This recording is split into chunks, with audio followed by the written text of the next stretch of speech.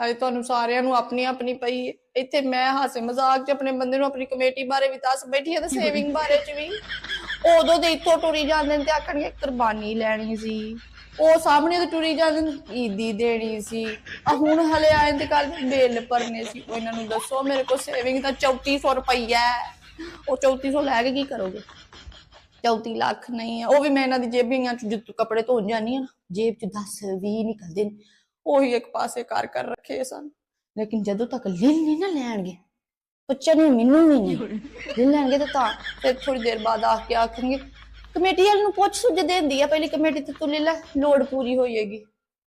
मैं इन्हां नूं की दस्सां मैं तो दस्सां वाली कमेटी पाई 50 भी नहीं पूरा निकलदा ना ते मैं सूट जोड़ा जुत्ती आखन दी जे आखांगी ते नाल ही आखणगे तैनूं आख्या ते है पैसे कोई नहीं मेरी गल सुनो